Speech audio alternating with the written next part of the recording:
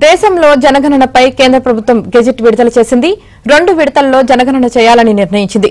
2026 October 1 నాటికి జమ్మూ కాశ్మీర్, లదాఖ్, హిమాచల్ ప్రదేశ్, ఉత్తరాఖండ్లో జనగణన పూర్తి చేసి ఇక 2027 మార్చి 1 నాటికి మిగతా రాష్ట్రాల్లో 2వ విడత జనగణన పూర్తి చేస్తారు. జనగణనతో పాటు కులగణన చేయాలని కేంద్ర ప్రభుత్వం నిర్ణయించింది.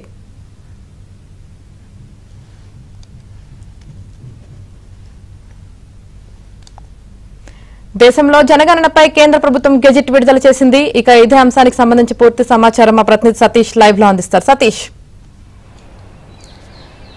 యామిని, జనగణనపై కేంద్ర ప్రభుత్వం నోటిఫికేషన్ కాసేపటి క్రితం విడుదల చేసింది. కేంద్ర హోంశాఖ గెజిట్ పై స్పష్టత ఇచ్చింది. ఇక దేశంలో 2 విడతల్లో జనగణన జరగబోతుందని చెప్పాల్సి ఉంటుంది. ఇక 2026 అక్టోబర్ 1 నాటికి ముగియనున్న రాష్ట్రాల్లో ప్రధానంగా జమ్మూ కాశ్మీర్, ఉత్తరాఖండ్, హిమాచల్ ప్రదేశ్, లడాక్ ప్రధానంగా ఈ రాష్ట్రాల్లో మంచు తీవ్రత కావచ్చు, దానికి సంబంధించిన వాతావరణ సమస్యల నేపథ్యంలో ముందుగానే మొదటి ఫేజ్లో ఆ రాష్ట్రానికి జనగణనకు సంబంధించి అక్టోబర్ 1 తేదీలో కూడా పూర్తి చేయాలని కూడా స్పష్టమైన ఆదేశాలు కూడా జారీ చేశారు. ప్రధానంగా ఇక 2వ విడతకు సంబంధించిన అంశంలో 2027 మార్చి 1 నాటికి గల మిగిలిన రాష్ట్రాల్లో అంటే దేశవ్యాప్తంగా 4 రాష్ట్రాలు మినహా మిగతా రాష్ట్రాల్లో కూడా 2027 మార్చి 1 తేదీ నాటికి కూడా పూర్తి చేయాల్సిందిగా 2027 ఫిబ్రవరి 28 అర్ధరాత్రి వరకు ఎవరైతే ఈ డేటాకు సంబంధించి నమోదు చేసుకుంటారో అవన్నీ కూడా జనాభా లెక్కల్లోకి వస్తాయనేది కూడా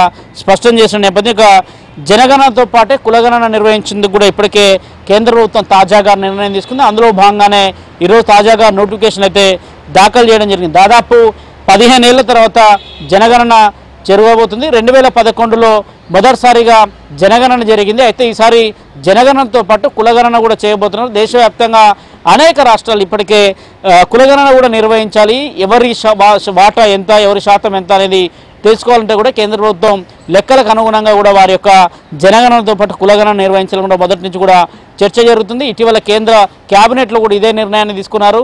2వ ఫేజ్లో జరగబోయే జనగణనలో ప్రధానంగా కులగణన కూడా తీసుకోబోతున్నారు. అయితే ఈసారి డిజిటల్ ద్వారా కూడా పూర్తిగా ప్రజల యొక్క డేటాను కూడా అధికారులు సేకరించబోతున్నారు. దాదాపు 1,00,000 మందికి పైగా కూడా అధికారులు వివిధ రాష్ట్రాల్లో కూడా పాల్గొనబోతున్నారు. వారంతా కూడా ప్రజల నుంచి డేటాను సేకరించబోతున్నారు.